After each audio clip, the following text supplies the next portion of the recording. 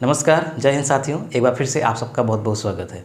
आज हम चर्चा करेंगे कि अगर हमारी संपत्ति को कोई हड़प ले धोखे से या जानबूझ के या लापरवाही से, यानी वो कब्जा कर ले, तो हम कैसे उसको छुड़ा सकते हैं और हम क्या सावधानी बरतें कि हमारी पूरी प्रॉपर्टी, चाहे वो ज़मीन हो, चाहे वो घर हो, कोई भी हो, उसे कोई भी हड़प न पाए, है ना।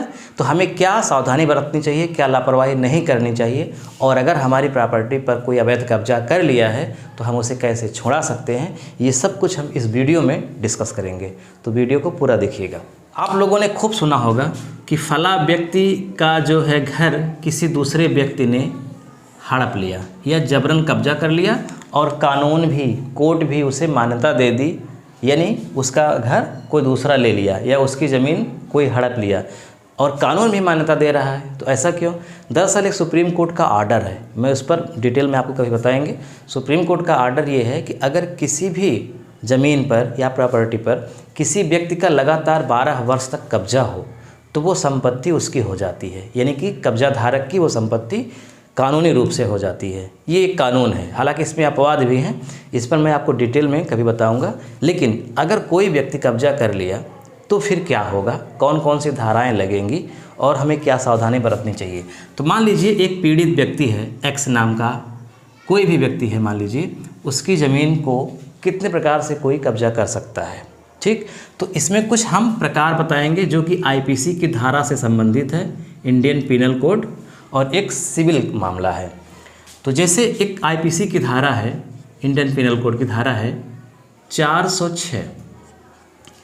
इसमें होता क्या है, इसमें जो कंप्लेन किया जाता है, पीड़ित जब कंप्लेन करता है तो उसमें ये दिखाना पड़ता है कि जो हमारी संपत्ति है, वो चाहे खेत हो चाहे वो घर हो, वो धोखे से हड़पी गई है।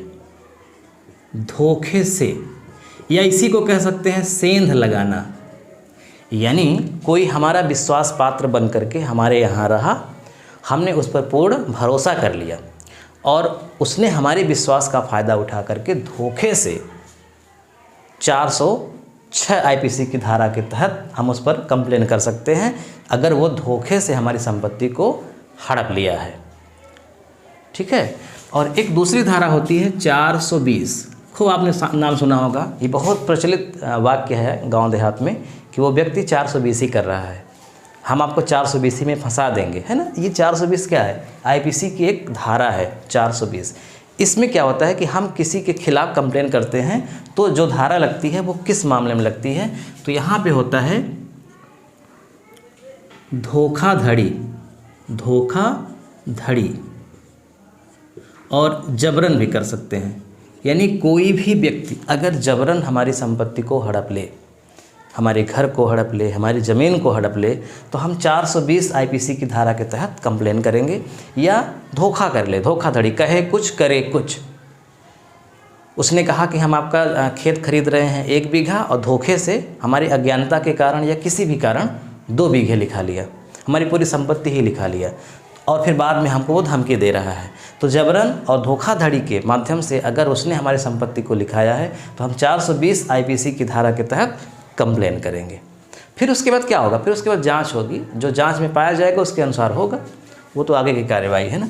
इसके अलावा एक होता है 467, ये भी आईपीसी की धारा है 467। इसमें होता क्या है, इसमें फर्जी दस्तावेज, यानी कोई व्यक्ति फर्जी दस्तावेज बना करके भी अगर हमारी ज़मीन, हमारे घर को हड़प लिया है तो भी हम फिर 467 आईपीसी धारा के तहत कंप्लेन कर सकते हैं। इसके अलावा एक सिविल कानून भी है, इसका नाम है स्पेसिफिक रिलीफ एक्ट।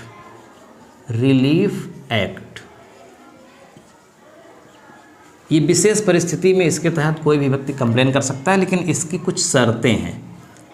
मुख्य रूप से 3 शर्तें हैं जो जानना जरूरी है। पहली चीज़, अगर इनमें से कोई भी मामला हो, चाहे वो धोखे से हो, सेंध लगाई गई हो, धोखाधड़ी हो, फर्जी दस्तावेज हो, कुछ भी हो, किसी भी तरह से हमारी ज़मीन को उसने कब्जा किया है। जैसे सुप्रीम कोर्ट का आर्डर है कि 12 साल तक कोई भी व्यक्ति अगर आपके घर में रहता है किराएदार बन करके, तो वो घर उसका हो सकता है। ज़मीन उसकी हो सकती है ना। तो अगर मान लीजिए हो गई है तो हम इनमें से जो हमको मिलता है कि इस कारण से उसने हड़पी है, ये आधार है, उस आधार पे तो कंप्लेन करेंगे हम। इसके अलावा जो सिविल कानून है स्पेसिफिक रिलीफ एक्ट, इसमें जो कुछ शर्तें हैं इसके तहत हम कर सकते हैं 6 माह के भीतर, यानी जब भी हमारी ज़मीन हड़पी गई हो, जब हमको पता चले, जब उसका डॉक्यूमेंट्स तैयार हुआ हो, डॉक्यूमेंट्स तैयार होने के यानी रजिस्ट्री होने के यानी उसके नाम होने के 6 महीने के भीतर हमें इस कानून के तहत न्यायालय जाना होगा, 6 माह के भीतर।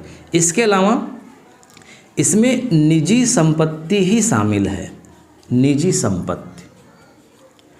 यहाँ पे निजी और सरकारी दोनों हो सकती हैं, निजी संपत्ति भी हो सकती है, सरकारी संपत्ति भी हो सकती है।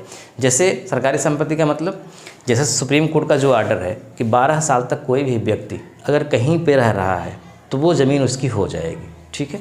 अब देखिए इसमें सरकारी ज़मीन शामिल नहीं है कि सरकारी ज़मीन खाली पड़ी है, हम उसमें घर बना लें या उसको जोत बो रहे हैं, तो चाहे हम 20 साल से कर रहे हों, 30 साल से कर रहे हों, लेकिन फिर वो सरकारी ही है। हालांकि इसमें एक प्रोसीजर है कि अगर व्यक्ति सरकारी ज़मीन पर भी, जैसे कि ज़मीन पड़ती है, बंजर है, ऊसर है, तो अगर 30 वर्ष से मकान बना करके रह रहा है और ये प्रूफ हो जाए कि हाँ 30 वर्ष पुराना मकान है, यहाँ रह रहे हैं ये लोग, इनके अलावा कोई और आश्रय नहीं है, तो सरकार या कानून हमारा ये कहता है कि वो ज़मीन उनको दे दी जाएगी, ठीक, अगर बहुत समस्या नहीं है सरकार को तो।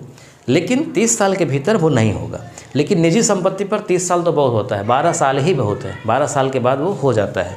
तो इस तरह से 6 माह के भीतर स्पेसिफिक रिलीफ एक्ट के तहत हम जा सकते हैं और निजी संपत्ति यानी सरकारी संपत्ति इसमें शामिल नहीं है। और इसमें एक जो आधार होना चाहिए वो होना चाहिए जबरन कब्जा। कोई भी व्यक्ति अगर जबरन कब्जा करता है तो मतलब हम जान रहे हैं कि वो व्यक्ति कब्जा कर रहा है, लेकिन वो दबंग है, ताकतवर है, हम कमज़ोर हैं, हम नहीं लड़ पा रहे हैं उससे, तो ही। तो इस तरह से हमने आपको ये 4 बताए प्रावधान जिसके तहत हम अपनी संपत्ति को वापस ले सकते हैं।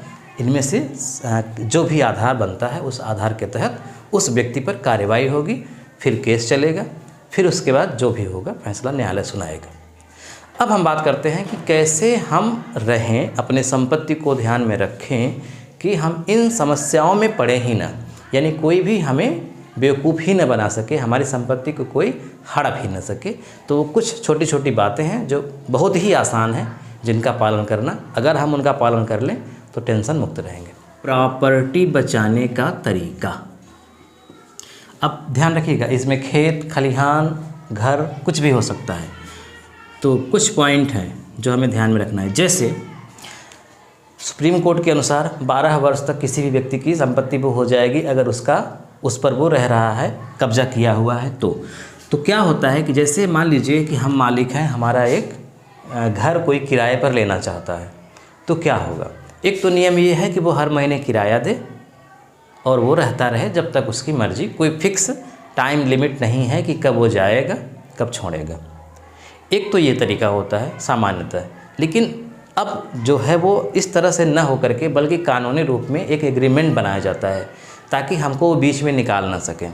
जैसे हमारा कोई घर किराए पे लेना चाहता है तो किस लिए लेना चाहता है, या तो वो रहने के लिए लेना चाह रहा होगा या कोई वो बिजनेस करेगा। तो मान लीजिए एक समस्या यहाँ पर ये रहती है जिसमें एग्रीमेंट नहीं होता कि कोई व्यक्ति किराए पे रहने लगे और उसका धंधा अच्छा चलने लगे तो मकान मालिक को लालच आ जाए और या ईर्ष्या होने लगे या किसी के दबाव में आकर के उसको वो निकाल दे कि भैया तुम जाओ। अनकंडीशनल एग्रीमेंट कह सकते हैं इसको। तो बड़ी समस्या होती है। और अगर कोई व्यक्ति रह रहा है, बगल में कहीं नौकरी कर रहा है, अब अचानक आप उसको निकाल देंगे तो फिर कहाँ जाएगा, कहाँ व्यवस्था कराएगा। इसलिए जो किराएदार भी होते हैं वो एग्रीमेंट करवा लेते हैं कि देखिए हम आपको प्रति महीने इतना पैसा देंगे और आपको बीच में आप हमको बीच में निकाल नहीं सकते, हम इतने महीने या इतने साल यहाँ रहेंगे ही रहेंगे, ठीक है। और किराया भी जब आप बढ़ाएंगे तो एक निश्चित समय के बाद बढ़ाएंगे, यानी 1 साल के बाद बढ़ाएंगे या 6 महीने के बाद बढ़ाएंगे, इस तरह से। तो जो मकान मालिक होते हैं जब वो एग्रीमेंट करें अपने घर का तो वो मैक्सिमम 11 वर्ष का ही करें, इससे ऊपर का नहीं। 11 वर्ष से ऊपर यानी कि 12 वर्ष का एग्रीमेंट ना करें। क्योंकि 12 वर्ष का नियम, जब 11 वर्ष का एग्रीमेंट है तो 11 वर्ष के बाद उसको फिर से रिन्यूअल कराना पड़ेगा। अब आपकी मर्ज़ी कि आप उसको रखना चाहते हैं या उसको रखना नहीं चाहते। तो एग्रीमेंट जो करें वो मैक्सिमम 11 वर्ष का करें, इससे अधिक नहीं। इसके अलावा जो घर आपने किसी को दिया है किराएदार को, उस घर की बिजली और पानी, ध्यान रखिएगा, बिजली प्लस पानी का कनेक्शन मालिक के नाम रहना चाहिए, मकान मालिक। कभी भी आप किसी से भी एग्रीमेंट करें तो ये न कहें कि भैया किराया तो आपको देना ही देना है, साथ में बिजली का बिल भी देना है और पानी का बिल भी देना है। बेशक वो बिजली का बिल, पानी का बिल देगा, लेकिन वो आप उसको पहले ही किराए में जोड़ लीजिए। चलिए बिजली का बिल, पानी का बिल अगर दे रहा है, कोई लिखित दस्तावेज नहीं है तो भी टेंशन नहीं है, लेकिन अगर वो लंबे समय तक है और जान रहा है कि बिजली का बिल हो सकता है कि हमें ज़्यादा देना पड़ रहा हो, तो मैं क्यों ना अपने नाम से कनेक्शन करवा लूँ, और वो अपने नाम से कनेक्शन करवा लिया, तो इसको आप इग्नोर मत करिएगा। कभी भी किराएदार के नाम पे बिजली कनेक्शन, पानी कनेक्शन मत होने दीजिएगा, ठीक। ये बहुत बड़ा उसके लिए कोर्ट में लड़ने का प्रमाण हो जाएगा, संपत्ति को हड़पने का एक बहुत बड़ा ठोस प्रमाण उसके पास रहेगा। तो बिजली और पानी का जो कनेक्शन है वो हमेशा मकान मालिक अपने नाम से ही उसको रखें, ठीक। साथ में बीच बीच में उसे एक नोटिस भेजते रहें खाली करने के लिए। मतलब अगर आपको कोई समस्या ना हो तो आप दूसरी जगह शिफ्ट हो जाएं, मैं ये करना। इससे क्या होगा कि एक प्रूफ रहेगा आपके पास, देखिए मैं नोटिस भी भेज रहा था इनको, लेकिन इनकी समस्या के कारण हमने इनको रखा, इस तरह से। तो बीच में खाली करने के लिए घर नोटिस भी भेजते रहें। और जो खेत है वो खेत के लिए भी, अगर खेत भी किसी को हम बटाई पे देते हैं या गिरवी पर देते हैं तो भी 11 वर्ष से ऊपर ना करें। और हमेशा बीच में जा कर के अपनी संपत्ति पर नज़र भी रखें, हमेशा देखते भी रहें। ऐसे ही न छोड़ दें बिल्कुल कि हम अमेरिका रह रहे हैं, इंडिया में घर है, चलो कोई बात नहीं है, रहने दो, ठीक है आप न आएँ, लेकिन आपका कोई भी जा कर के देखता रहे क्या हो रहा है, कोई निर्माण तो नहीं हो रहा है, किस तरह की वहाँ पे सेवाएं हैं। क्योंकि आजकल लोग गलत भी तो बहुत करते हैं, तो फंसता कौन है? मकान मालिक ही फंसता है। तो इस तरह से बीच में अपनी संपत्ति को देखते भी रहें, चाहे वो खेत हो, चाहे वो घर हो, चाहे जो। और अगर धोखा हो जाए, जबरन कब्जा हो जाए, तो बिल्कुल न डरें, पुलिस की मदद लें। इसमें क्या है, पुलिस की मदद लें। अब आपको एग्रीमेंट किया वो 5 साल का, और उसके बाद वो ना ही रिन्यूअल करा रहा है ना ही छोड़ रहा है, या जबरन कह रहा है कि रिन्यूअल करिए मैं ही रहूँगा, और आप नहीं चाहते कि वो रहे, तो आप पुलिस की मदद ले सकते हैं। इसमें वो बिल्कुल नहीं कहेगा कि मैं कहाँ जाऊँ, मेरा कोई नहीं है, मैं एकाएक व्यवस्था नहीं कर पाऊँगा, क्योंकि वो एग्रीमेंट किया है 5 साल के लिए, तो 5 साल मान्य है। उसके बाद रिन्यूअल कराना पड़ेगा। अब रिन्यूअल में वो मकान मालिक पर डिपेंड करता है कि वो उसको रखे या न रखे, ठीक है। तो आज हमने आपको इस वीडियो में यही बताया कि कैसे कोई भी व्यक्ति जब आपके निजी संपत्ति हो या सरकारी संपत्ति हो कब्जा कर लेता है, तो उसका कब्जा कैसे, किन कानूनों के तहत छुड़ाया जा सकता है, और हमें अपनी संपत्ति पर किस तरह से ध्यान रखना चाहिए ताकि वो हमेशा हमारी रहे, कभी कोई फर्जी ना कर सके हमारे साथ। अब मैं अगले वीडियो में आपको बताऊंगा कि ये क्या प्रोसीजर है 12 साल वाला सुप्रीम कोर्ट का। तो अगर आप उसको भी देखना चाहते हैं तो आप इस चैनल को ज़रूर सब्सक्राइब करिएगा। अगर नहीं किए हैं तो अच्छी बात है, तब तो नोटिफिकेशन जाएगा ही, देखेंगे। नहीं किए हैं सब्सक्राइब कर लीजिएगा। उस वीडियो को जैसे ही अपलोड करेंगे आपके पास नोटिफिकेशन पहुंच जाएगा, आपको सर्च नहीं करना पड़ेगा।